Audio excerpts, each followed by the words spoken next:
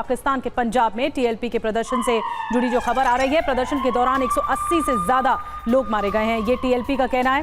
पाकिस्तानी सेना की फायरिंग में 500 से ज्यादा लोग घायल हो गए हैं। गोली मारने और गाड़ियों से कुचलने का आरोप भी लग रहा है।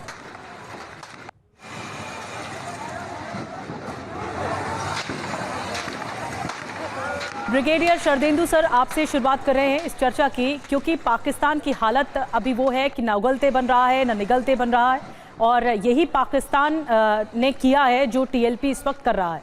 ये गृह युद्ध किसकी तरफ क्या इशारा दे रहा है? दिशा क्या है इस गृह युद्ध की? क्या होगा पाकिस्तान में? देखिए, मेरा मानना है कि पाकिस्तान की आवाम का अपने सरकार के प्रति जो फेथ होता है, जो विश्वास होता है, वो ख़त्म हो गया है। ये सारे प्रांतों में दिख रहा है, चाहे सिंध हो, चाहे बलूचिस्तान हो, चाहे पीओके का इलाका हो, खैबर पख्तूनख्वा और अब पंजाब में भी आपने देखा। और ये जो टीएलपी है, इनका प्रोटेस्ट देखिए, ये एक तरीके से फ़िलिस्तीन और हमास के कॉज को सपोर्ट करते हैं, और ये जो पीस एकॉर्ड है उसके बरखिलाफ जा रहे हैं। कहीं ना कहीं उनको लगा कि जो देश उनके साथ गद्दारी कर रहा है, जब नवाज शरीफ और chief of the army staff US जाते हैं और इस एकॉर्ड को मंजूरी देते हैं, और जब देश में आते तो फिलिस्तीनी कॉज की बात करते हैं, तो कहीं ना कहीं जो टीएलपी है उनको लगा कि उनके साथ एक चीटिंग हो रहा है। और ये राइट विंग ऑर्गेनाइजेशन है, इसलिए वो सड़कों पे आए। जब किसी की बात नहीं सुनी जाती, आवाम की बात नहीं सुनी जाती, तो वह सड़कों पे आता है। जब सड़कों पे आता है तो उनके साथ बर्ताव क्या होता है? फायरिंग होती, शेलिंग होती है, और 180 लोग मार दिए जाते हैं। ये हालत हो रखे है पाकिस्तान की।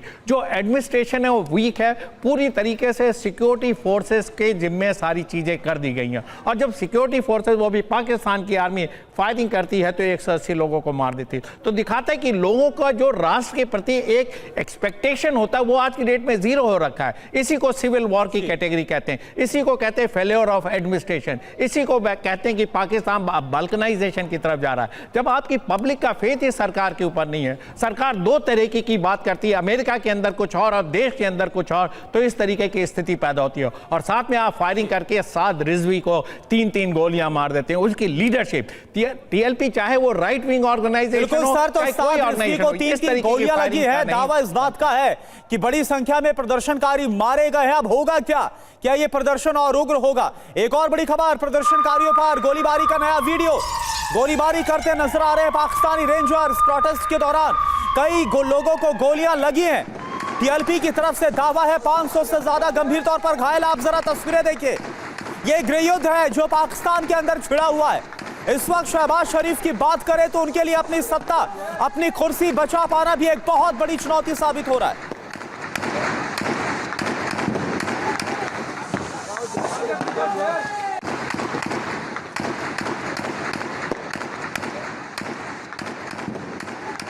तो ये तो हालात हमने मुरीद के आपको बताया, लेकिन पंजाब भी सुलग रहा है। यहाँ भी जगह जगह आगजनी है। टीएलपी प्रदर्शनकारियों का बवाल और आगजनी यहाँ भी देखने को मिल रहा है। गोलीबारी और आगजनी से पाकिस्तान का पंजाब, इस तरह तनाव पसरा हुआ है पंजाब में। इस इलाके में देखिए, ज़्यादातर जो रिहायशी घर हैं आप देख रहे हैं, लेकिन उसके इर्द गिर्द धुएं का एक बड़ा गुबार देखने को मिल रहा है। यानी इसका मतलब यहाँ पर बड़े ब्लास्ट हुए हैं या फिर बड़ी फायरिंग की गई है।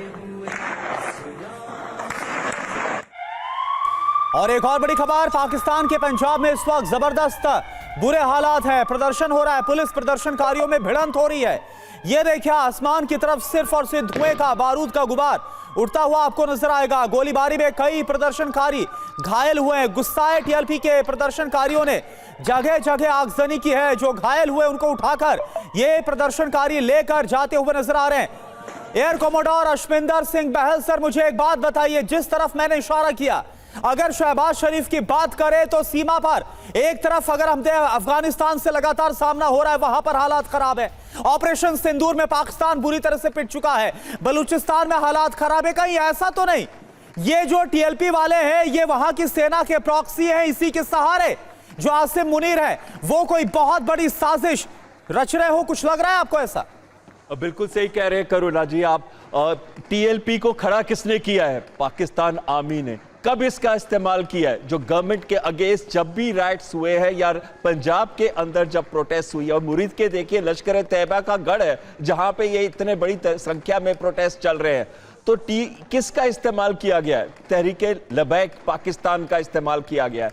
तो ये जो पार्टी है ये जाती ही है इनके मुनीर के इशारों पे। लेकिन इस बार ये जो चीजें हो रही है ये एक ऐसे लेवल पे पहुंच गई है जो कभी पहले पहुंची ही नहीं थी।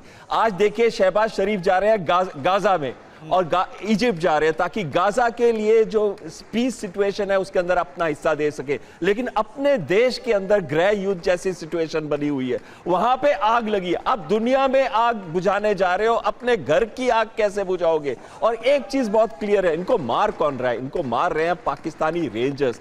क्यों? क्योंकि दो प्रश्न उठाए थे साद रिजवी ने। पहला प्रश्न उठाया था कि गोली क्यों चला रहे हो, और दूसरा प्रश्न उठाया था किसके इशारों पे नाच रहे हो, किसको खुश करने की कोशिश कर रहे हो। इसका क्लियर इंडिकेशन अमेरिका की तरफ आता है, और इसका क्लियर इंडिकेशन एक्चुअली पहली बार है कि आर्मी के अगेंस्ट आवाज उन्होंने उठाई है। आप देखिए बलूचिस्तान के अंदर 300 से ज्यादा हमले इस बार हो चुके हैं। 800 से 900 पाकिस्तानी सैनिक मर चुके हैं। वहां पे कहीं पे भी रूरल एरियाज में कहीं पाकिस्तान आर्मी नहीं जा सकती।